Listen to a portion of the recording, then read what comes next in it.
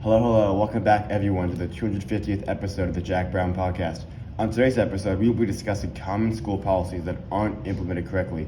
I have three of my co-hosts with me today, Dr. Chase Kabele. What's up? Principal Ethan Sen. Hey guys.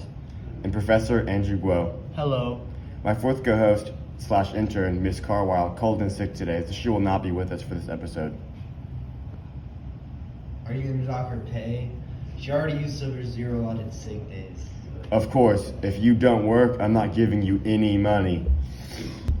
Hi, I'm Jack Brown, the host of the Jack Brown Podcast. With the help of my three co-hosts, as well as my intern, I bring light to important topics for high school students and those working in educational fields.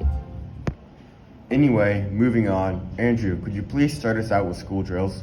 Sure. The state of Texas requires 1 secure drill per year, 1 lockdown drill per semester, 1 evacuation drill per year, 1 shelter-in-place drill every year, and 4 fire evacuation drills. However, every school district has their own frequency of drills. For example, SBISD requires 1 drill per month. Do you think that the state of Texas should lower how often schools have to conduct drills? Yeah, of course. It should be lowered to at least 3 times per semester with strict and realistic situations. Why would you want to lower the requirements and make them more strict? Yeah, the drills seem just fine to me. That's why they're still used and haven't been changed.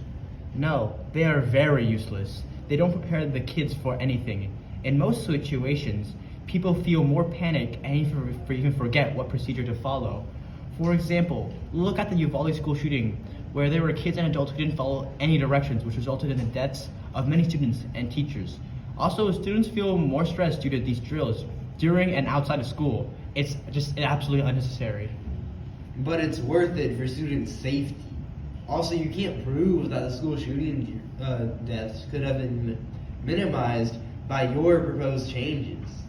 That's an opinion not supported by simple facts of the matter, which are that at the current state of school drills, they are absolutely ineffective and are often ignored, which has to change to prevent deaths. Anyways, that is saddening to hear. What is your solution? If you make school drills realistic and decrease the frequency, that would solve the stress problem and increase the probability of students remembering procedures. And in most cases, school shooters are students. So the only real solution would be adding security checks. However, those take a lot of time and will just add unnecessary money to the bills of schools.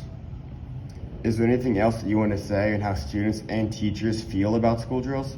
Of course, students agree that drills are a waste of time for the school and students, so no one takes them seriously.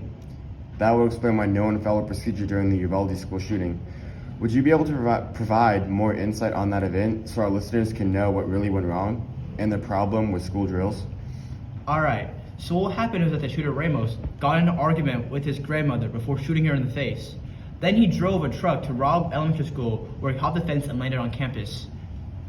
Were there any drills called during the shooting to protect the students? Yeah, around 30 minutes prior to Ramos landing on campus, a lockdown drill was called, but the students and teachers didn't take the drill seriously at all, so teachers left their doors unlocked and continued teaching class. So once Ramos broke in through the west entrance and entered classroom 111, he shot the teacher and the students.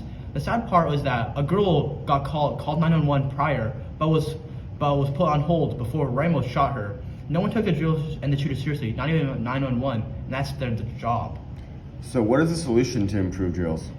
With the realistic situations, students will be more prepared for the actual case of an emergency. And in most cases, because the shooter are most likely students, to prepare the students in case of the shooters inside the room, students should know how to break out of the classroom or escape to make the right decisions. Thank you. Next up, we have Dr. Chase Kabele of Brown University. Dr. Kabele, as a doctor, I would like to hear your professional opinion. How does vaping affect the body? Well, vaping e-cigarette products such as Juul are often harmful for the body. These companies are portraying these products as healthy and cool, even though they often shorten the lifespan of their users, contain many harmful substances, and can cause addiction. And they are allowed to sell these to children? No, it's illegal to sell nicotine products to people under the age of 21 in most states. Moving on, how does this affect schools and, more importantly, students? Well, vaping has become extremely popular amongst teenagers. with over 5.9% saying that they vape. And many researchers estimate this number to be much higher, as the vape is also easy to hide, and many people don't openly admit to vaping. Vaping can cause users to be easily agitated and aggressive. This can be very disruptive for classrooms. That's right.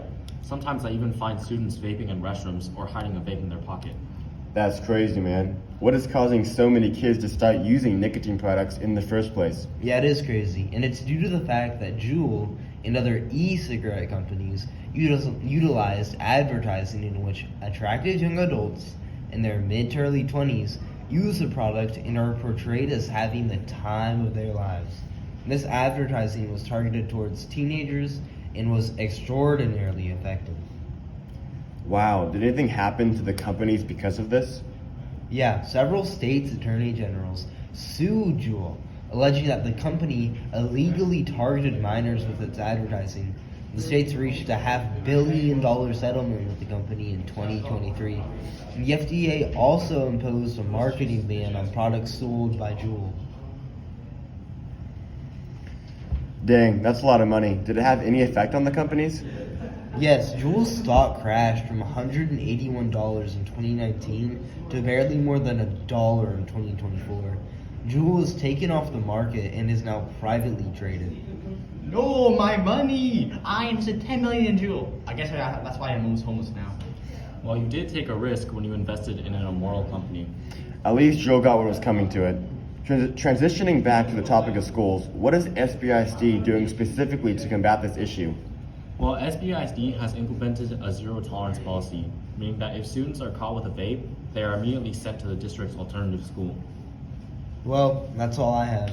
Thank you, Doctor. Disclaimer, this is a joke. And now a word from our sponsors. Warning, this product contains nicotine.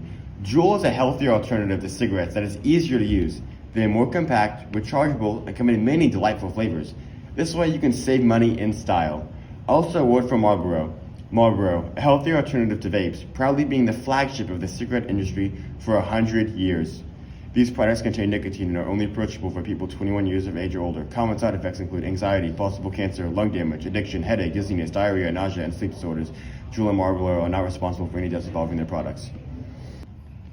Ain't no way, bro. We literally just, like 2 seconds ago, went over how bad vaping is for students and youth, and now you're supporting vapes? Hold on now. Why would you say that? Slow your roll. This man is guilty of advertising vapes to a podcast with a minor audience. First off, I need money to support my podcast. Second of all, do you want a paycheck or not? Third of all, I don't pay you to complain. Lastly, I am merely playing devil's advocate. As the host of this podcast, I am responsible for maintaining an unbiased platform. If I have one of my co-hosts discuss why vaping is bad, I also need to promote how vaping is good. All right, my bad, okay? Just don't dock my pay. Moving on to Principal Ethan Sen. What do you have to tell us about dress codes in school? Well, you see, dress codes are often not enforced properly in many schools. Aren't you the one enforcing them? I'm not the one that decides the rules for the district. I can only control my school. Anyways, how are the codes not enforced properly? Well, for example, sports uniforms, while they are appropriate during practice, they usually do not abide by the school dress code. And yet, they are allowed during non-athletic periods. Quite often, I will see students that not follow the dress code, and they won't even get caught. Even in our Spring Branch district, I've seen many students that don't shave their mustaches, while others wear clothing that exposes many inappropriate parts of their body. This lack of enforcement often results in students not wearing appropriate clothing, which teaches other students to do the same as they observe those with said inappropriate clothing. As a former student athlete, uniforms can be revealing. However, sometimes it can be difficult to find time to change clothes between periods. That is a good point, Chase. Back to you, Ethan. Are there any dress code policies that work as intended? Yes, some dress code rules in place are fairly enforced. Rules like banning clothing that advertises drugs, alcohol, or violence should be in place. Those clothes could be a negative influence to students and might tempt them to use the illegal substances. Dress codes can also help promote a strong and kind learning environment, so students will be less focused on what their classmates are wearing and more focused on the lessons that are taught to them. What is the solution here? What do you propose to fix the lax dress codes? The key to finding a good dress code is to find the balance between these topics that allows students to wear clothing with some degree of freedom, but not so much as they will be tempted to wear inappropriate clothing. This way, students will be happy while also learning how to dress appropriately when they apply for jobs and are given a dress code from their employers. That is an excellent proposal. And now for my weekly health tip. Sleep is one of the most important parts of your life, especially during your teenage years. You should try to get at least 6 hours of sleep every night and have a consistent sleep schedule. You shouldn't go to bed at midnight and wake up at 6 during the school week, just to stay up till 3 a.m. and get up at noon during the weekends. That being said, don't take sleep for granted. And that's all, folks. Thanks to Professor Andrew Guo, Dr. Trace Kabele, and Professor Ethan Sen for joining me on the show. Tune in next week, Saturday at 6 p.m. Central Time for our weekly Jack Brown podcast.